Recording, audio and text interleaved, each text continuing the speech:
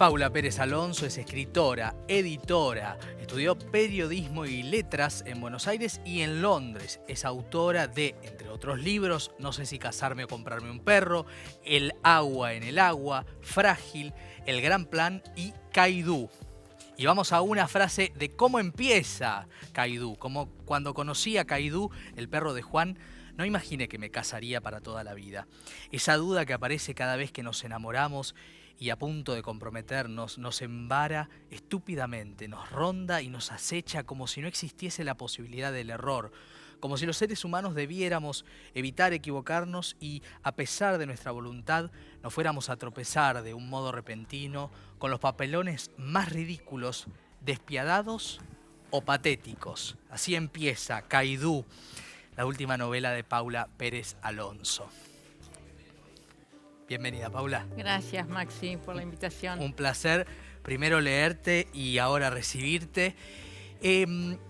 Decíamos fuera del aire que es una novela extraña, primero porque no es una novela que abreve en lo fatal y en lo horrendo, sino en lo luminoso, que es, en este caso, un amor de tres.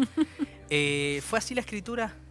Sí, fue así, tal cual. Yo creo que cómo uno escribe se refleja tanto en cómo después es leído un texto. Yo siento que cuando uno no puede parar de escribir y lo que más quiere es estar en ese lugar, cuando uno lo lee después eso se nota. Se nota mucho cuando hay esfuerzo en un texto, aunque sea un texto logrado, se nota mucho cuando hay esfuerzo, cuando hay mucho trabajo en dar con la palabra, en dar con la frase, y cuando un texto empieza a fluir de entrada, eso se nota mucho también. Sí, y así es la lectura, es una lectura gozosa. Gracias. Y de verdad, digo, uno lee de a pilas para hacer este programa, sí. Y no siempre sucede que se encuentra con este personaje, que acá lo tenemos en grande, a este perro de puro perro, como decía alguien, y que es el protagonista en definitiva de una historia de amor, ¿no? Sí. Esto es lo fascinante, ¿no? Todos los que en definitiva tenemos perros amados, nos conmueve la historia, pero nos conmueve por otras cosas, que es ¿no? un poco el fenómeno del arte, pero definitivamente es una historia de amor hacia un animal, ¿no? Sí, es una historia de amor de a tres en la que Caidú lleva la parte principal porque es el que motoriza la historia, claro. Digamos, es el que produce el gran cambio en esa pareja que está ahí, Juan y Aína. Son una pareja bastante convencional aparentemente y sin embargo la presencia de Caidú cambia esa relación de una manera pero tremenda. Ella hasta ese momento vivía una vida muy, te diría, llena de aprensiones, un poco fobias y no había vivido nunca con nadie y de pronto ella observa esa intimidad que hay entre Caidú y Juan, esa distancia, la distancia precisa, la distancia perfecta para moverse dentro de una casa entre dos personas, una persona animal y una persona humana. Y ella empieza a registrar montones de cosas que le empiezan a sorprender y cada vez ve más y más y más.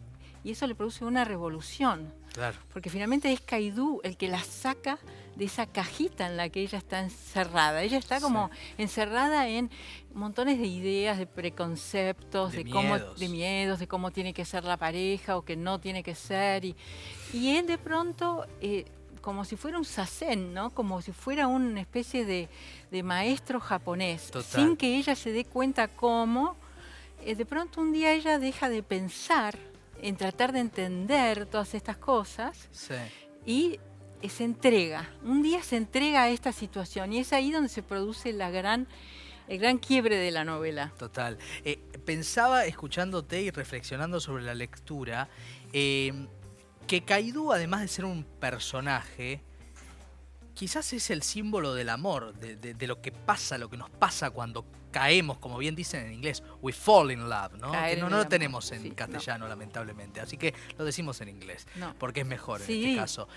Digo, Kaidú es el símbolo de lo que Sí. de cómo opera el amor en Sí, la vida, ¿no? sí, sí, sí, porque ella llega un momento en que la ansiedad por verlo, la desesperación, lo que lo extraña, cómo piensa en él de una manera totalmente desbordada, porque hay un gran desborde en la novela. Hay un momento dado en que ella pierde absolutamente el control de todo. Entonces, es ahí, digamos, la novela, claro, puede leerse a nivel de la historia perfectamente bien, Sí. y también puede leerse con las capas que tiene por debajo, Que es ¿no? lo más rico que tiene. Que bueno, que es esto de qué pasa en un mundo de cuando se puede vivir como pares, cuando se puede vivir como iguales con un perro, y esto es posible, ¿no? Sí, sí. Esto es posible, y cómo sería esto llevado a otros planos, ¿no? Exacto. Y al mismo tiempo esto que ahora es un tema de agenda, pero cuando yo lo escribí no lo era. El tema de la relación con la naturaleza, digamos, Claro. relación de que hemos sido educados en el platonismo, en donde el hombre ha sido siempre el centro del mundo, ¿no? El antropocentrismo Sí. más brutal, y yo creo que no nos va a alcanzar la vida para sacarnos esas capas de ese binarismo de bueno, malo, alto, bajo, lindo, feo. Todo está pautado de ese modo, y Sí. cómo de pronto cuando uno empieza a ver el mundo de otra manera, te das cuenta de que hay otra forma de pensar, que desde cuándo nosotros tenemos más inteligencia, más capacidad, etcétera. No, es algo totalmente distinto. Entonces, sí. eso es lo que produce una gran revolución en relación a, bueno, puede haber un mundo igualitario. Sí, estamos dispuestos nosotros a corrernos de estos lugares fijos que nos tranquilizan, porque Sí. lo que pasa es que cuando uno se decide a dejar de tranquilizarse, a incorporar cosas nuevas en la vida, suceden cosas increíbles. Es lo que le pasa a esta protagonista, ¿no? Y además a mí me pareció hermoso que el objeto de deseo, desde lo primero que lo leímos recién, ¿no? Desde cuando arranca la novela, el objeto de deseo y el centro es el perro, no el hombre. El hombre amado está ahí, al costado. está en segundo plano. Juan está al costado, y eso me pareció fantástico. Quiero preguntarte, por esto que digo, no sé si es una novela contra la corriente, y en este caso sería una virtud, que sea contra la corriente en el sentido de que a veces en la literatura cuesta que uno sonría por las cosas que se cuentan, no porque no sean reales o no porque no cuenten algo fantástico en términos literarios, pero sí por el tono, ¿no? Que estamos imbuidos. Sí. Como editora, ¿no? Porque obviamente ahí la editora y la escritora son la misma persona, pero debe haber una cosa de te vas editando. Sí. ¿Cuándo la viste? ¿Cuándo dijiste, esta es la novela, esta es la historia, apuesto a esto? ¿Y cuánto tuvo que ver Juan Forn? Porque es alguien, ¿no?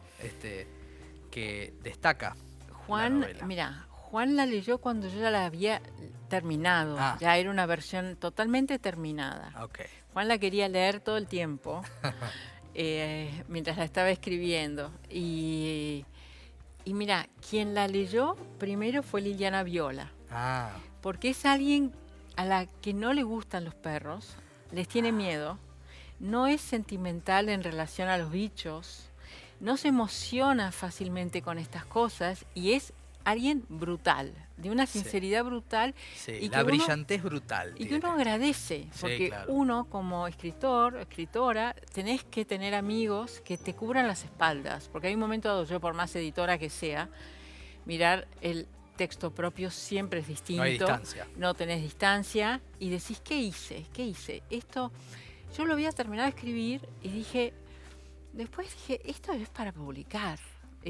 Sentí que era para publicar, pero dije, voy a dárselo a Liliana porque ella no la tengo a favor mío. La tengo totalmente como en una vereda totalmente más indiferente en este sentido. Claro, claro. Ya no tenía...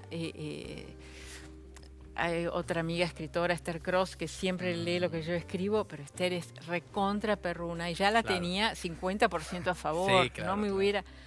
Y se lo tiré, fui en la bicicleta, se lo tiré por arriba de la reja de la casa de Liliana un sábado y a las 4 horas me había mandado un mail diciendo: si vos querés saber si esto es un libro, pero 100.000 veces sí, es hermosísimo. Es hermosísimo. No dudes, hasta a mí, que yo soy una piedra, me conmovió. Eso también era bueno de solapa, ¿eh? ¿No? ¿Cómo le dicen ustedes? Sí, ¿no? La faja. La faja. Está, sí. Eso es muy bueno. Y la verdad que ahí sentí que dije, ¡ah! ¡Qué emocionante! Y entonces ahí dije, bueno, ok. Y es una novela corta, sin embargo, es corta pero es muy intensa. Y yo quería que fuera corta porque a mí me gustan mucho las novelas que no cuentan todo. A mí me gusta lo que dejan huecos, ¿no? Bueno. Esa escritura que deja huecos, ¿no? Y donde el lector puede entrar y uno no está llenando todo para controlar todo. Eso no me gusta, como lectora y como escritora. Entonces, es corta, pero es tan intensa porque está muy condensada. Sí, y además la emoción que transfiere es un viaje precioso, ¿eh? Hay que llevar un pañuelito cerca porque probablemente se emocionen.